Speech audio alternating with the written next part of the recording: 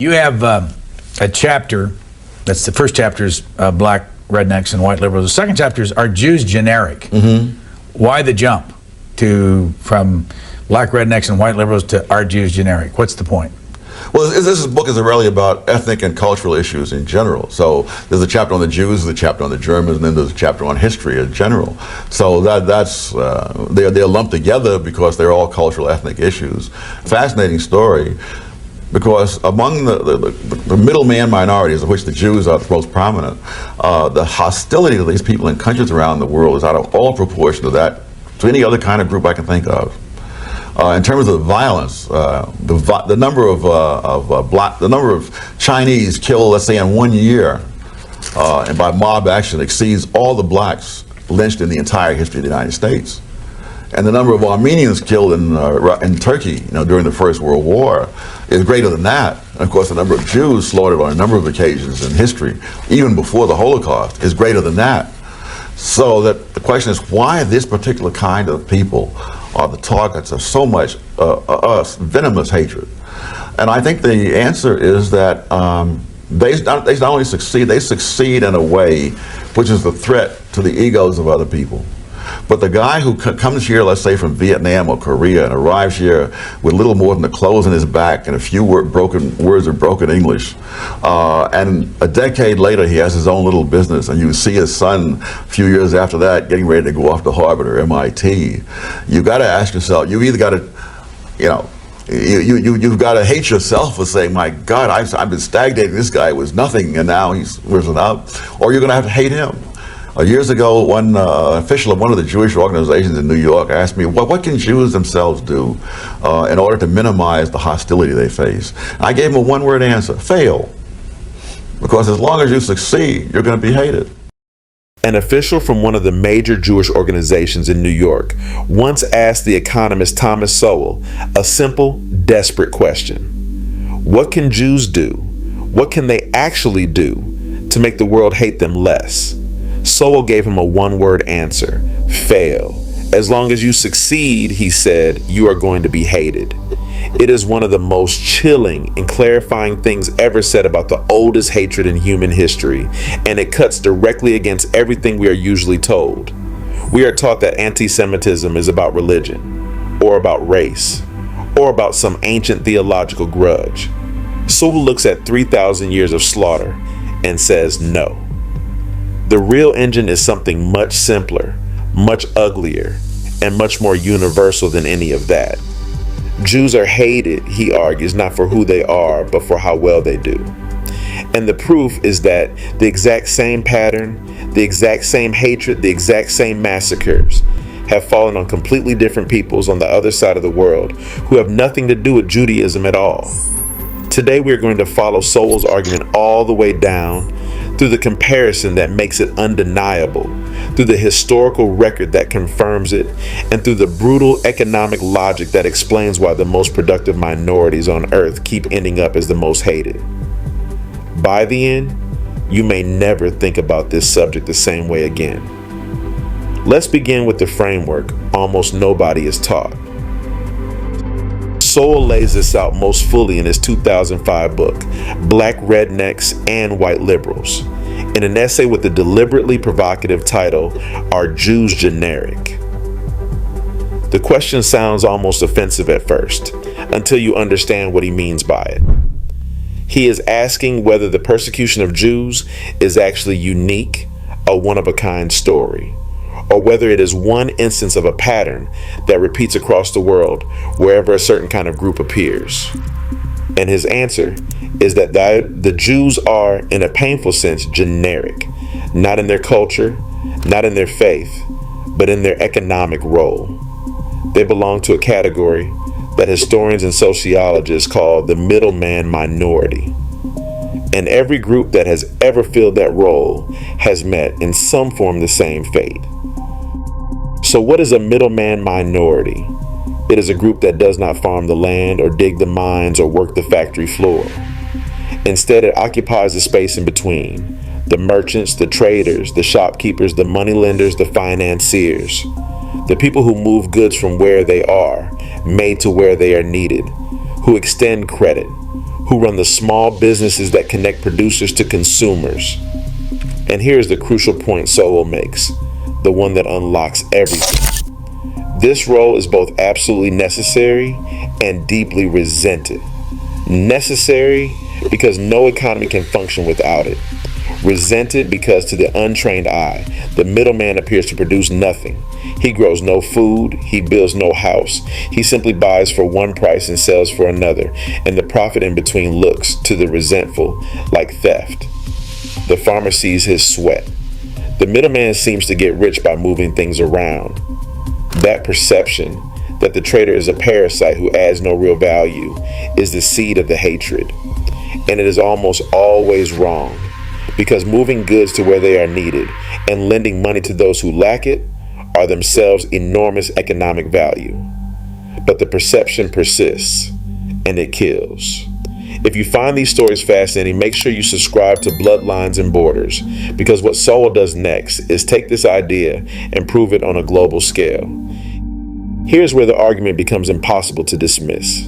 Because if Sowell is right, if the hatred is really about economic role and not about Judaism specifically, then we should expect to find the same hatred, the same violence, the same massacres, hitting completely unrelated peoples who happen to fill the same middleman role in other societies.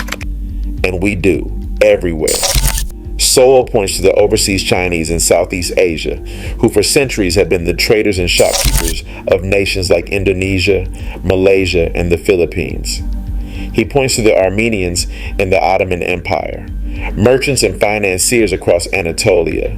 He points to the Lebanese traders scattered across West Africa, the Indians and Pakistanis who ran the commerce of East Africa, the Igbo of Nigeria, the Gujaratis, the Japanese in Peru. Different races, different religions, different continents, different centuries. And every single one of them, by filling the middleman role, attracted the same suspicion, the same envy, and ultimately the same blood. The Chinese case is worth pausing on because it is so exact a mirror of the Jewish one that it is almost eerie. For centuries, the overseas Chinese in Southeast Asia were the shopkeepers, the rice traders, the moneylenders, the small industrialists, the commercial engine of nations that often despised them. And periodically, that resentment exploded into mass killing. In Indonesia alone, anti-Chinese violence erupted again and again across the centuries, from colonial-era massacres to the bloodletting of the 1960s to riots as recent as 1998, when Chinese-owned shops in Jakarta were looted and burned and Chinese families were targeted in the streets. The accusations leveled at them were almost interchangeable with the accusations leveled at Jews in Europe. They are clannish, they are greedy, they control everything, they exploit the honest native majority, they are not truly loyal. Swap the word Chinese for Jewish and you could lift the propaganda straight out of Germany in the 1930s. That is Sowell's entire point made visible. The hatred is a template, and the middleman minority, whoever they happen to be, gets slotted into it. Consider the numbers because they are staggering and they make the pattern concrete.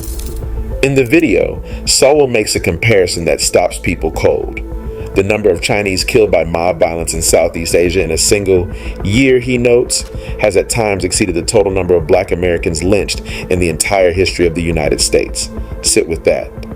The Armenian genocide in the Ottoman Empire during the First World War killed on a scale that rivals or exceeds it again. These were not Jews.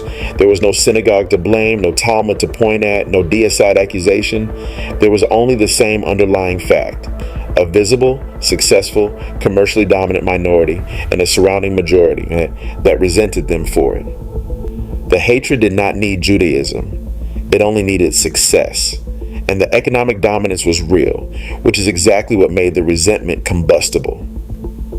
Sowell documents the disproportion with hard figures. In Hungary, Jews were around 6% of the population, but made up roughly 60% of the merchants. The overseas Chinese, at under 5% of Indonesia's population, controlled an estimated 70% of the country's private domestic capital. These are the kinds of numbers that, in the hands of a demagogue, become a death sentence. Because the demagogue never explains why a frugal, hardworking, education-obsessed minority might come to dominate commerce. He simply points at the disproportion and says, look how much they have, and look how little you have. They must have taken it from you. That accusation has launched 1,000 pogroms. Now here's the part of Sowell's argument that should disturb everyone, because it strips away our comfortable assumptions about how to make the hatred stop.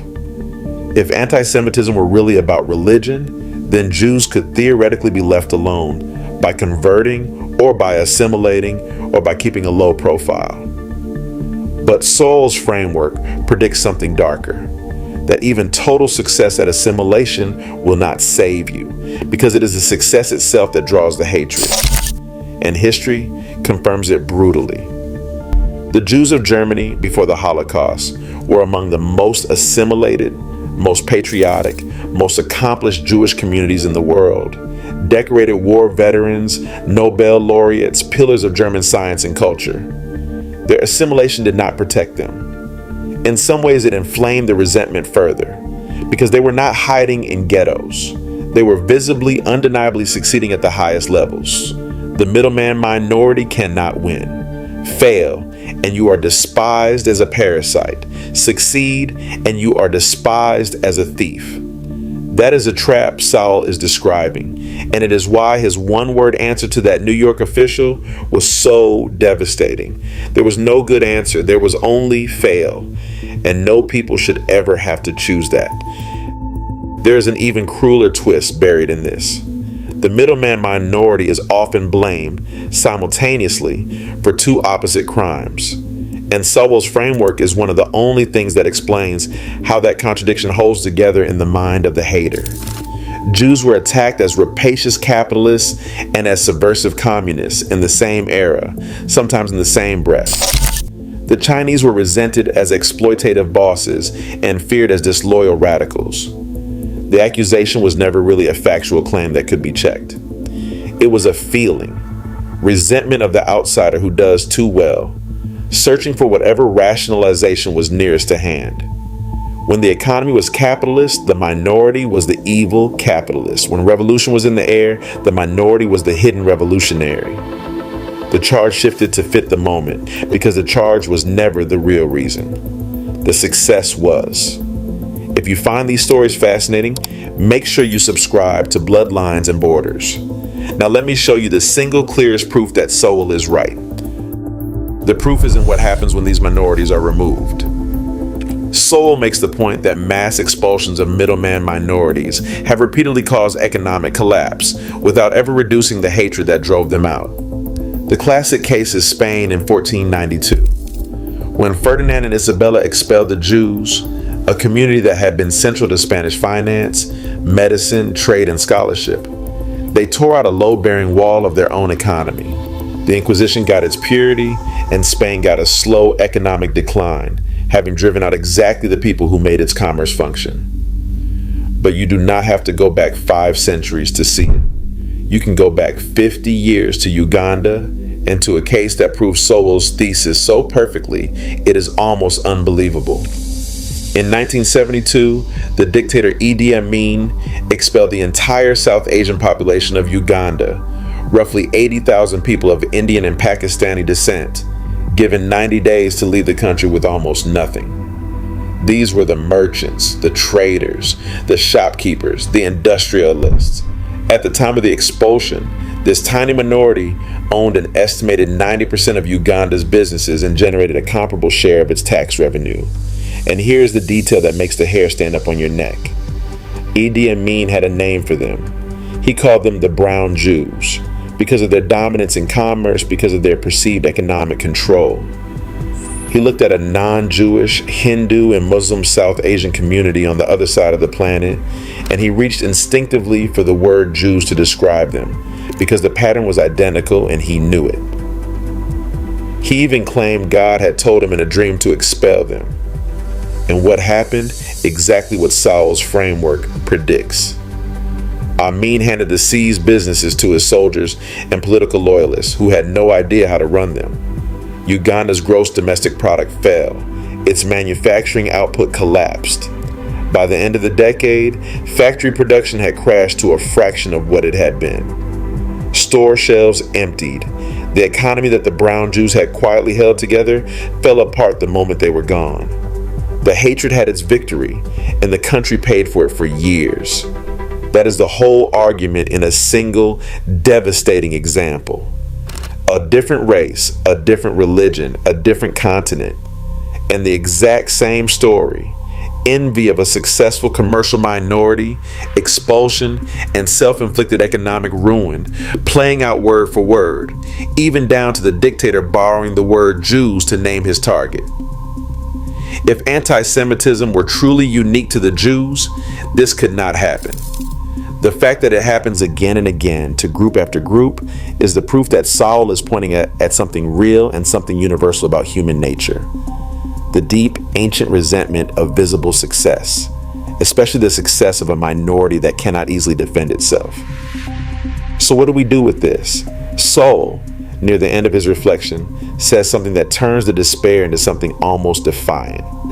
He says he would personally rather succeed and be hated than fail and be loved, and that this, in a sense, is the entire story of the Jewish people.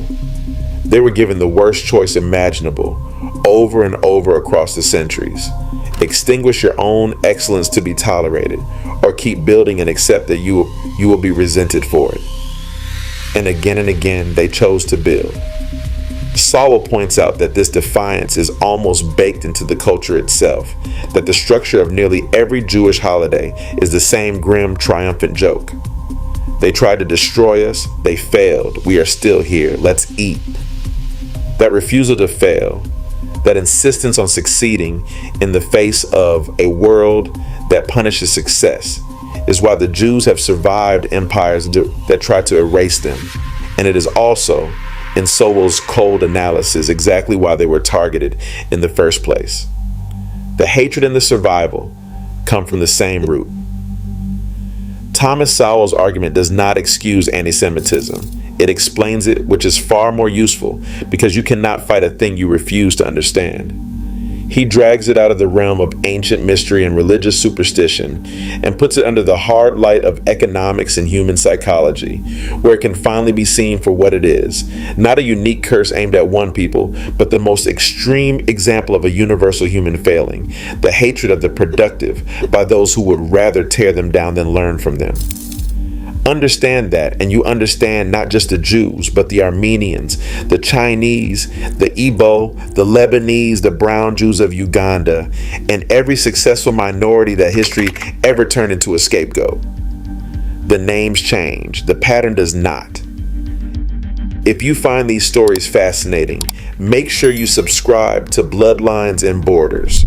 Every people has a story they were never told, and we tell them here every single week. And tell us in the comments, do you think Sowell is right? Is the world's oldest hatred really about success and economics, or is there something more to it? We want to hear how you see it. They tried to destroy them. They failed. They are still here. That in the end may be the only answer that matters.